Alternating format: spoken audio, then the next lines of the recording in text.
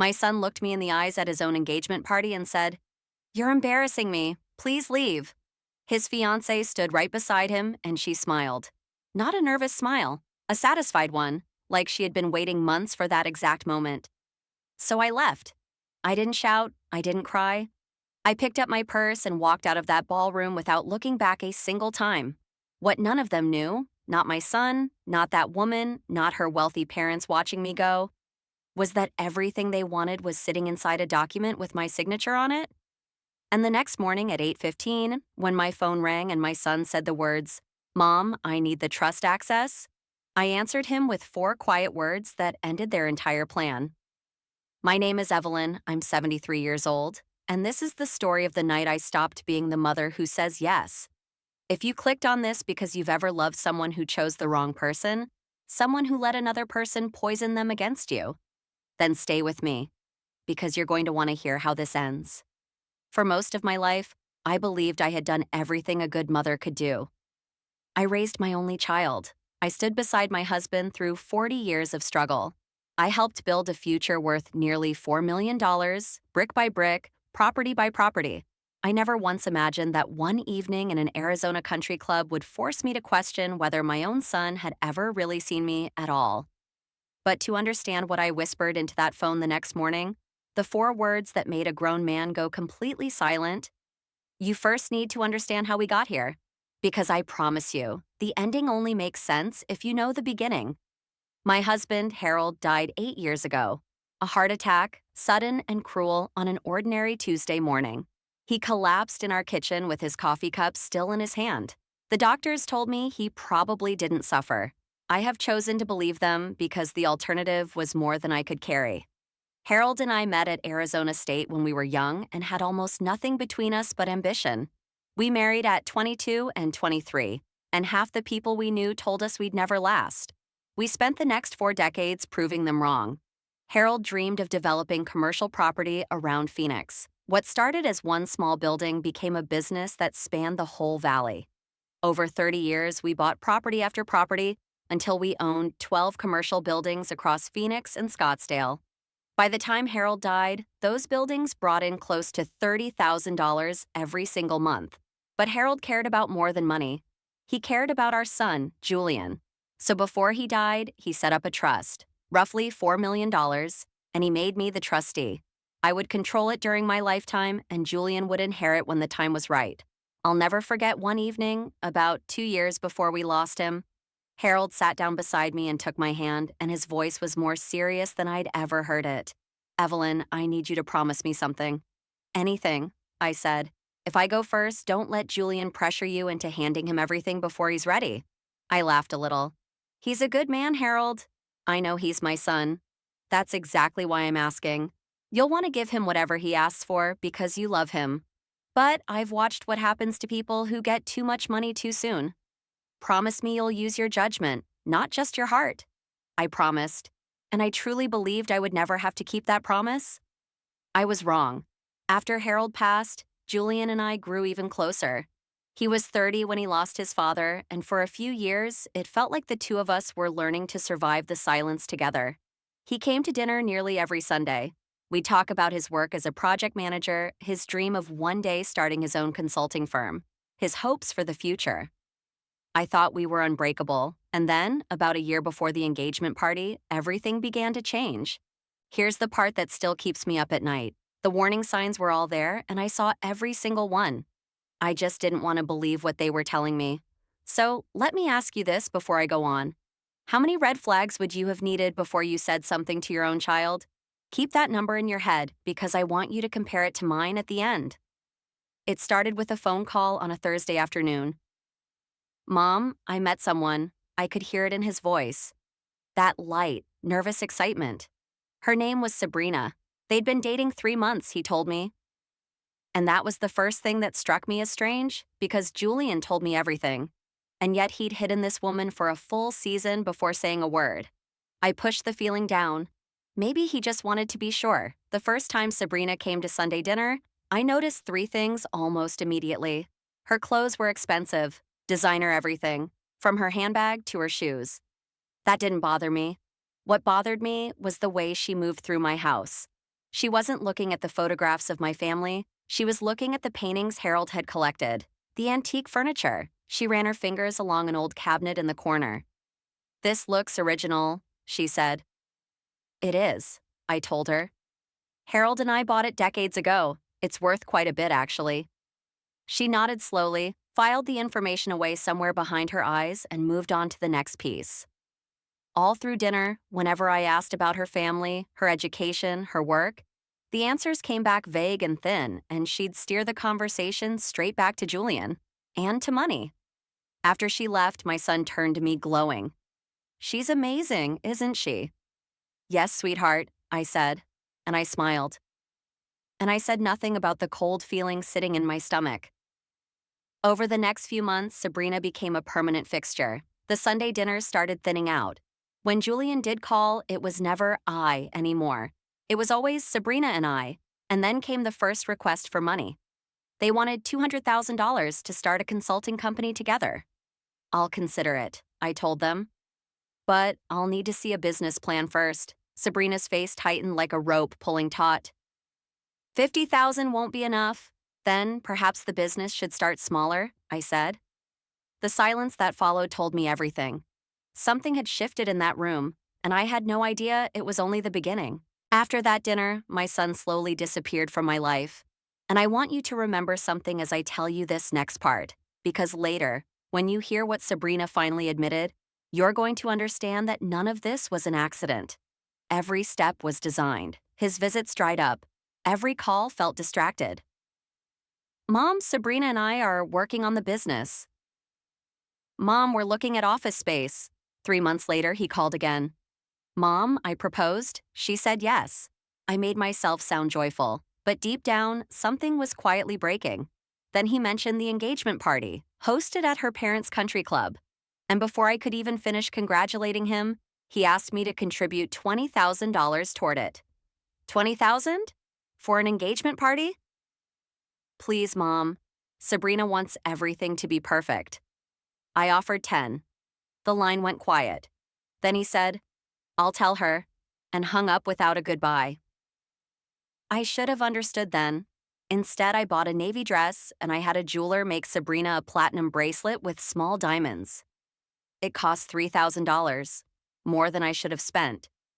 But I wanted her to know she was welcome in our family. I had no idea I was walking into an ambush. The ballroom was breathtaking. White flowers on every table, gold light on the walls, a jazz quartet by the bar, champagne floating past on silver trays. I spotted Julian right away, standing beside Sabrina in a tight white dress. She saw me, leaned toward him, and whispered something.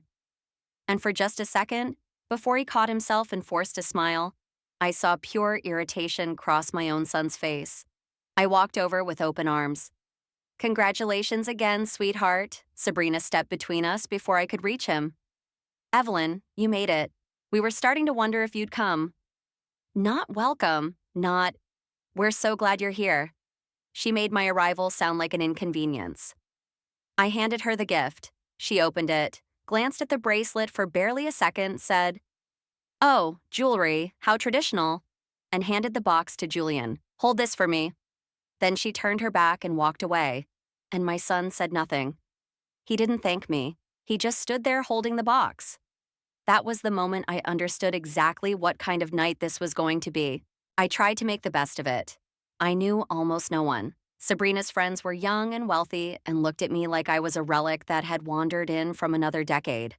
Her father gave me a handshake so cold it was almost formal. Her mother looked me up and down, complimented my dress, asked if it came from a department store, and when I said yes, murmured, "How quaint," and walked off. I swallowed all of it. This night wasn't about me, it was about my son. So I tried one more time. I found Julian in a circle of Sabrina's friends and touched his arm. "Maybe we could have dinner next Sunday, just the three of us. I'd love to know Sabrina before the wedding planning gets busy." Sabrina laughed. It was not a warm laugh. "Sunday dinner?"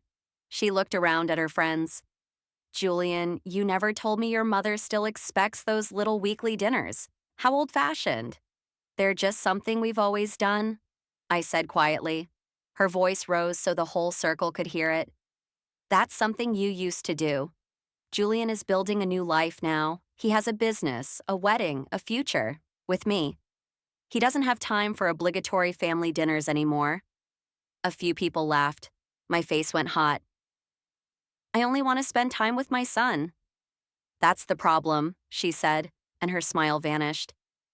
Sometimes you just don't know when to let go. The people nearest us went silent, and then she delivered the line she'd clearly been saving. Julian's told me all about how controlling you are, how you interfere in his relationships, how you try to make his decisions for him. I turned to my son. Is that true? And here's the thing I will never forget for as long as I live. Julian did look embarrassed, but he wasn't embarrassed by what she'd said. He was embarrassed by me. Mom, he said quietly, you're making a scene. I'm making a scene? His face hardened. I think you should leave. You're embarrassing me. Sabrina stood beside him with that same faint, satisfied smile, and something inside me, something that had been bending for a year, finally snapped clean in two. I didn't argue. I didn't cry. I turned and I walked across that entire ballroom and out the door, and I did not look back once. But as I crossed that floor, one thought rang through my head like a bell. Harold warned me. He warned me this exact moment would come. And for the first time, I understood that protecting my son might mean doing the one thing he would hate me for most. The drive home was a blur. My hands shook so badly I had to pull over twice. When I finally reached the house, I sat in the dark driveway for 20 minutes. For the first time since Harold died, the house didn't feel like a home.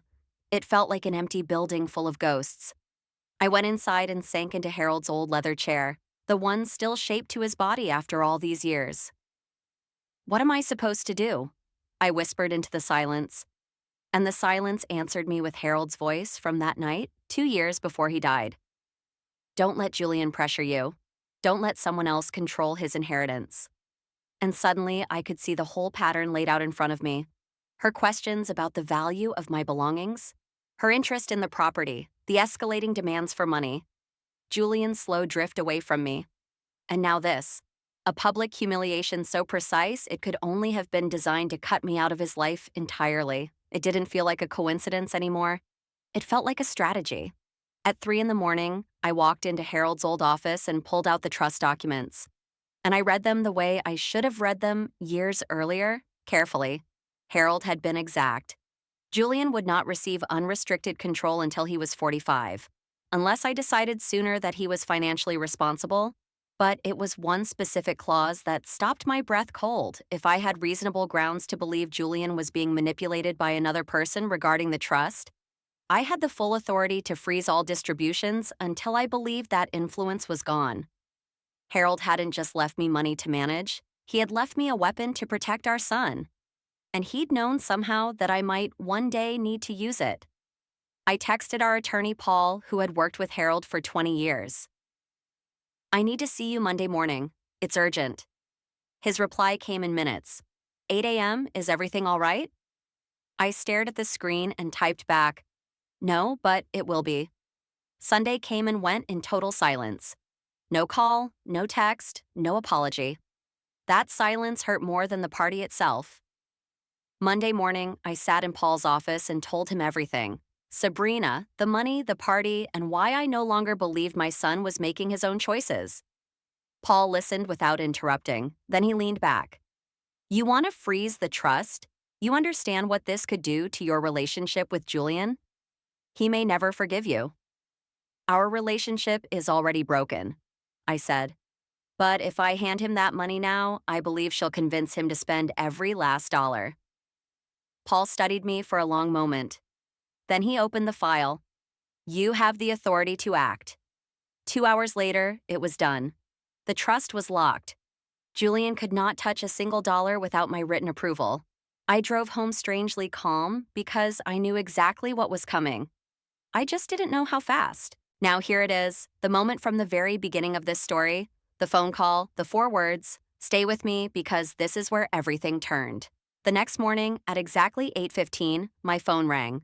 Julian. I stared at his name for a long time before I answered. Mom. His voice was tight. No greeting, no apology, nothing about the party. I need access to the trust. Why? Sabrina and I found a building for the company. We have to move fast. The seller wants proof of funds. How much?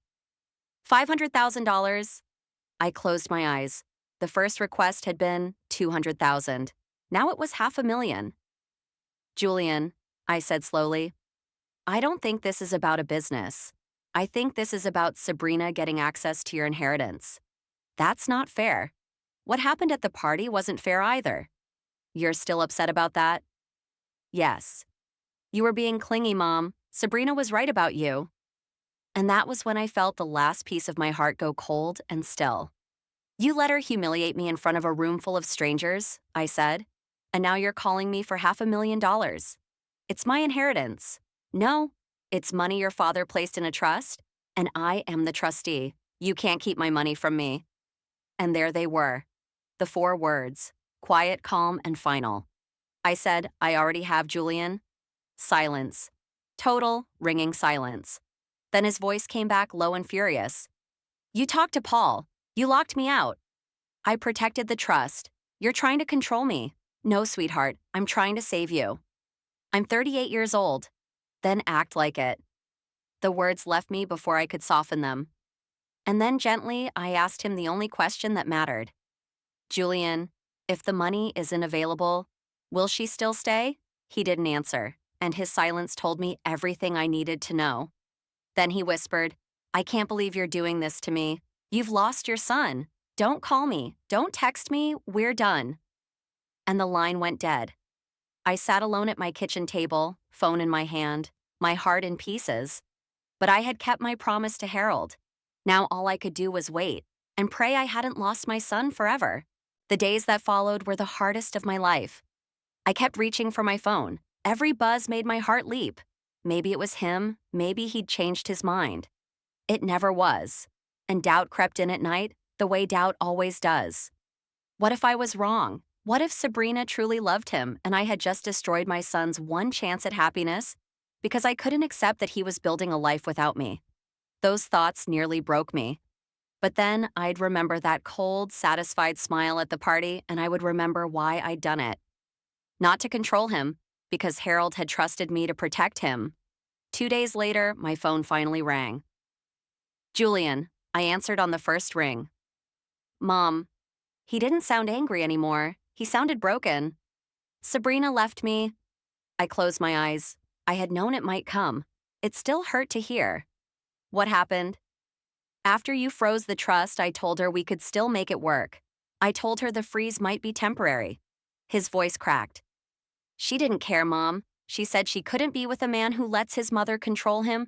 She called me weak. She said she'd wasted a year on someone who didn't have the courage to take what belonged to him. Then she packed her things and left that same afternoon. It's over. Part of me wanted to say, I told you so. But he was my son and he was in pieces. So I just said, I'm sorry. Then came the question I knew was coming. Mom, were you right about her? Was it always about the money? Did she ever really love me? I can't tell you what was in her heart, Julian, I said softly. But I can tell you this. Real love doesn't disappear the second the money becomes unavailable. Someone who truly wants a life with you stands beside you when things get hard. They don't walk out over an inheritance they couldn't reach. He started to cry. I feel so stupid.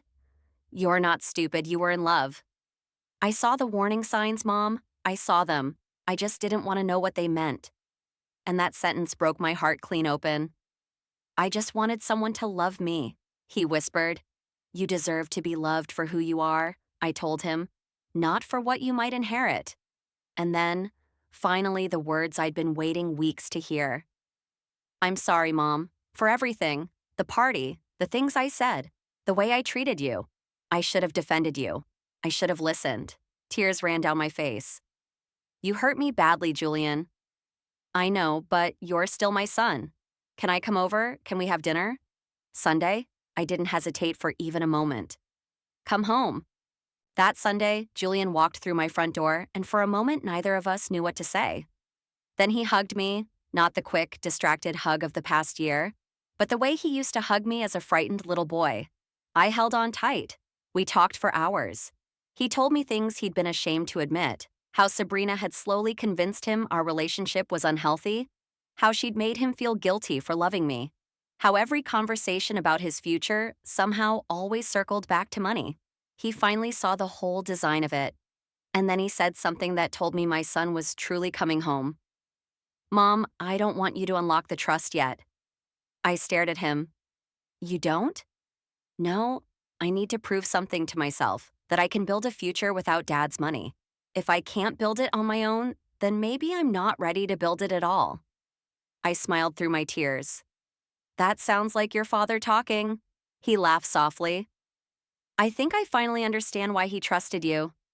Then he hugged me again and whispered, Thank you for protecting me, even when I hated you for it.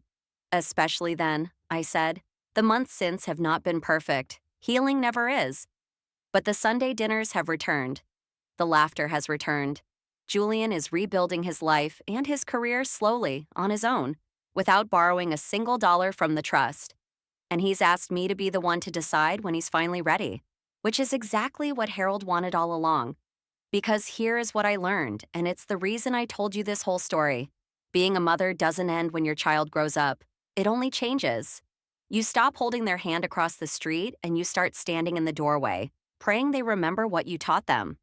And sometimes, the greatest gift you can give the person you love isn't money, or rescue, or comfort. Sometimes it's the courage to say no, even when it breaks your heart, even when they hate you for it, because real love isn't always gentle. Sometimes real love means being willing to become the villain in someone's story just long enough to keep them from destroying their own future. And if I had to make that choice all over again, knowing every tear it would cost me, I would do it exactly the same way. Every single time. Because I am Julian's mother, and I will always choose his future over his comfort. So let me ask you the question I promised at the beginning. How many red flags would it have taken for you to act if this story moved you? If you've ever had to be strong for someone who couldn't yet see it, tell me in the comments. I read every single one. And if you believe a mother's love sometimes has to be tough to be real, subscribe and stay with me because I have more true stories exactly like this one waiting for you.